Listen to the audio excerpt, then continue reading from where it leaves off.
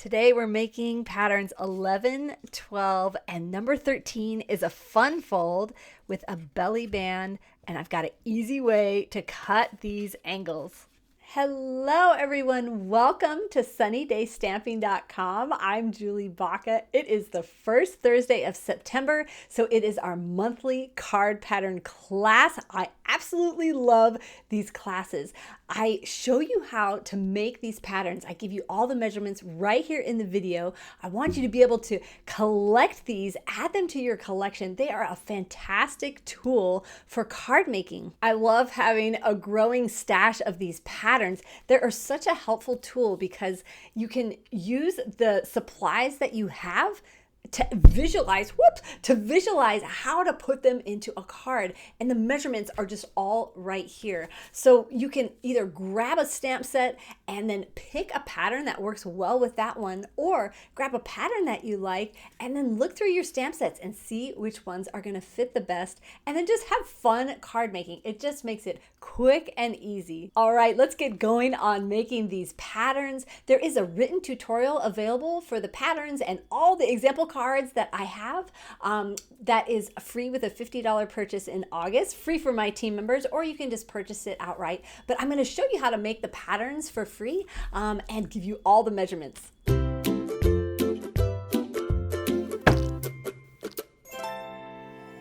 So if you're making these patterns right along with me, you can grab some scrap pieces of paper to make your patterns, or I like to use this kind of grayscale. It helps me to really visualize more quickly and better how I can use the products I have to make these cards. So I'm using smoky slate, basic gray, and basic black and basic white. So one thing to note for all of the simple patterns, you're going to use the measurements for the card base like this when you make your card. But when we're making the patterns, to save paper, we're only using a representation just for the front of the card. So when you go to make your card, you're going to use an 8.5 by 5.25 scored at 4.25. But when you're making just the pattern, we're just like, you're going to cut that in half, right? So we're going to have 5.5 by 4.25. Now your first layer is going to be 5.25 by 4, and you can actually leave this layer off. I'll show you an example that I made without that layer. Then you're going to need a little strip that is 3/4 of an inch by 3.5 inches for your banner, and then 2 squares, one that is 2 3/8 by 2 3/8, and one that is 2.25 by 2.25. Now you can use a punch or a die to cut out this banner, or let me show you how to do it on your own. Let me move these out of the way so you can see. The best way to do this is on whichever end you want to be the banner. You're going to snip up right in the middle though, just however much you want, 1/4 inch, 1/2 inch, and then you're going to take from this point to the point that you just cut, and from this point to the point you just cut. And so you're just going to snip and snip. And it's not like exactly perfect, but man, it is so just a quick and easy way to do it without a bunch of tools. Now, if you're like, well, Julie, that was not, I don't know if you guys can see, that is not a perfect little point there. Well, then just go back and just alter it just a little bit, cutting it up to the center. Now, once you have your pattern all glued together, make sure to write the measurements on the back, or if you got my tutorial with your purchase or you bought it, make sure to cut out all of these measurements so that you can just glue it right on the back. This is going to make it really easy. So when you're flipping through all your patterns, you're like, I want to use that one. You don't even have to look up on your computer the PDF. All the measurements are going to be right there. Okay, now I get to show you the examples that I made. Remember, these patterns are just like a jumping off point. You can change any element on here to match the set that you're using. So for this one, I didn't need that background layer. I wanted it to be red, and I just stamped on the background. I don't know if you can see that with some of the images in here. You can also change the way the card opens. So like that. I'm going to be showing you 3 basic ways to adjust the layers. This one is just with plain cardstock. This one, I used embossing for this layer here. I used the layering leaves stamp set for the greeting and to stamp the envelope. And then here is the inside. Oh, I got to give you a close up of that embossing. Is that awesome? This is the layered 3D florals, or layered florals 3D. Lastly, you can use designer series paper as your background. You can also rotate the whole thing so that you can use it a different way, a different direction, and you can make the banners longer to adjust for that. So this one, I used the sketched butterflies for the inside and the outside. So in the tutorial, you'll find all of the measurements and all the written instructions for those example cards. All right, pattern number 12 is very simple, but very versatile. Grab your card base representation, which is 5.5 by 4.25, then a little strip that's gonna be 5.5 because we're gonna put it right along the base there, along the edge, and 1.5 inches wide.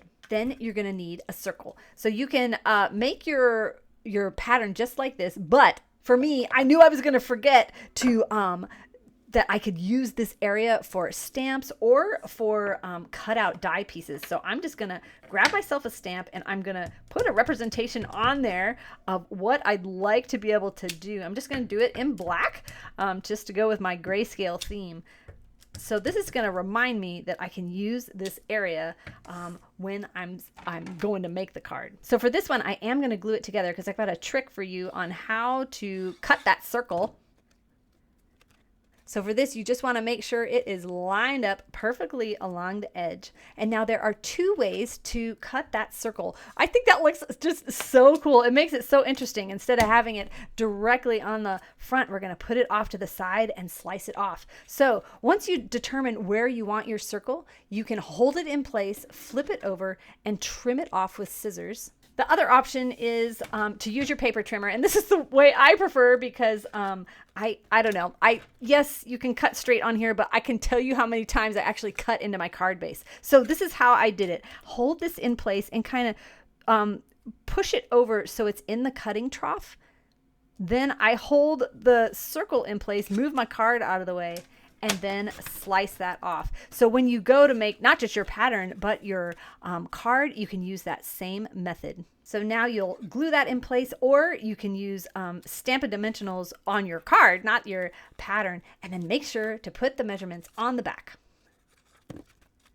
So now I'm going to show you 3 simple variations, one with cardstock, one with embossed cardstock, and one with designer series paper. So this one I used sweet peas and I just stamped on the cardstock base just like we did for the pattern. And then check out these cute little peas. Oh my gosh, they are so cute. For the embossed option, I used the distressed tile to emboss just the strip. And then instead of stamping these images, I used the dies. This is the wrong stamp set. I used textural florals. I used the dies from this set to cut out these images and then heat embossed that. Oh wait, and a matching envelope. It's so pretty. Lastly, I just used a little strip of designer series paper as an option for changing up that card, and then some more cutout pieces here using the country flowers. You can also change the way the card opens. I think I forgot to say for this pattern, this is about a 3-inch circle, give or take. Okay, it's fun full time and I've got lots of tips for this one. Let me kind of show you the diagram of this one just so you can see kind of where we're going with this. And I'm going to show you how to cut those points. So you're going to take a piece of cardstock that's 5.5 by 11, and then we're going to score it in 2 places at 3.5 and 7.5. Now we are going to go ahead and close this. We're going to measure to find the center of this piece, and this is going to help us cut the angles. Now, the easiest way to do this, instead of trying to line up your paper over here to get the measurement, we know this is 5.5 inches wide. So go ahead and line it up along the 5.5 inch mark over here. Line it up all the way down so that it is along the line. Then you know you've got it straight on there and on there. Now, the middle point, you're going to mark just a little mark at 2 3/4 inches. and then my pencil's not working. Then I'm going to move this, but you would not move this. Hold this in place, and then down here, mark 2 3/4 also. So you're just marking the center of each end, and you don't have to measure it twice, like you've got it on there. So just hold it in place and mark it on both ends, because there's measurements on both ends of this paper trimmer. Now, what you're going to do is just put your finger on that little mark and pull it over to the cutting trough, making sure it's right there in the middle. And now we're going to rotate this. Here, let me go ahead and fold this so you can see these better. We're just going to fold along those score lines that we made. So you're going to hold that middle point in the cutting trough, and then you're going to rotate so the end of the fold, that point, is in the paper trimmer, and then just slice it off. So there's one triangle. Now we're going to do the other way. So you're going to hold that end, and we're going to rotate it so that this, the point of that fold is in the paper trimmer, and cut that off.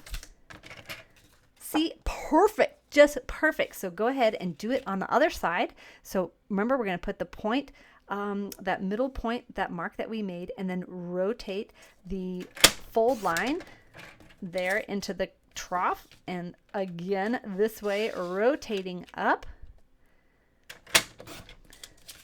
It is that easy. Doesn't that look complicated? And that is so easy. They're perfect little triangles. Go ahead and burnish those edges so that this lays down as flat as it can. And now you're going to grab a layer for your inside. This one is 5 3/8 by 3 7/8. Now, if you get stressed out by eighths, I've got a free download for you and an instructional video on eighths, and I will link it right up here. I'm going to go ahead and glue this in place just so it does not shift around. Now, depending on the design you use for this card, you may not be able to write in here because maybe you have pretty paper there. So I'm going to give you a panel for the back so that you can write. And this one is 5 1/4 by 3 3/4. Okay, so now to complete this, we need a belly band because this is not going to stay closed, and plus the belly band just looks so pretty. But I've got a tip for making a belly band because you don't want to wrap this around and fold it. It'll be too tight. It's going to be too hard to get your card open and shut, especially if the recipient wants to close it and open it a couple times. So take your bone folder and hold your thumb on the edge of your bone folder between the paper. Do like this. I'm not good with words. And we're just going to run it along the edge, just like you're curling a ribbon. And that's what we're doing. We're kind of conditioning this to go in the right direction so that we don't have to fold it. So now when you go to wrap this, it's already going the right direction. You can be able to wrap it around without creasing it. Now, you want to be very careful not to get glue everywhere because you don't want to glue your card shut. So all you need is a dot there and a dot here, and these are going to overlap and be awesome. Okay, so you want to put the seal in the front because we're going to put something pretty on top of there, and it's going to cover up that seam. I meant to say seam, not seal. This belly band is 1 inch long, 1 inch wide by 10 inches long. And now you need 2 pieces. These are 2 1/2 by 1 3/4, both of them. And these are more like representations because you'll probably use a pretty die label to cut this out. So now to glue that on, you're just going to put glue on your belly band and then press that right there. Now we can test it, make sure, see how easily that slides out.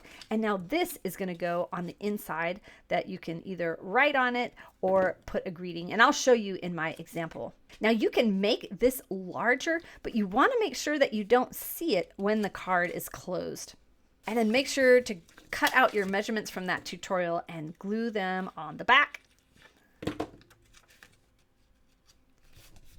Now, the easiest way to get a card back into a belly band is just to kind of curve it a little. Just the slightest bit just allows it just to slide in just perfectly. And because we didn't crease that, it makes it easier to get it on and off. All right, so my example is like super fancy. I just wanted to make a really fancy birthday card, and I used the Unbounded Love. And you can see like I said, you use labels or some kind of cutout for the belly band and for the inside of the card. Check this out. It's just super fancy. It could be like even a golden anniversary maybe, and then on the back you can see now there's a place to write. So now you have 3 more patterns to add to your collection. I'd love to see what you make with them. If you'd like to make these exact cards, the written tutorial has all of the measurements and everything you need to make those. You can get this tutorial for free with a $50 order in August. Also, my team members get it for free, or you can purchase it, especially if you're a demonstrator or something. You are welcome to buy these tutorials and use the ideas. Just please don't sell my tutorial. It's a lot of work. My next pattern class comes out the first Thursday of October, but I put out a new card making video every Thursday, so come on back next week. If you aren't subscribed, you can click that button. You can hit the bell to get notified when my videos come out. And also really helps if you click that thumbs up button or leave me a comment, man. I love to hear from all of you. Thank you so much for watching. Have a sunny day.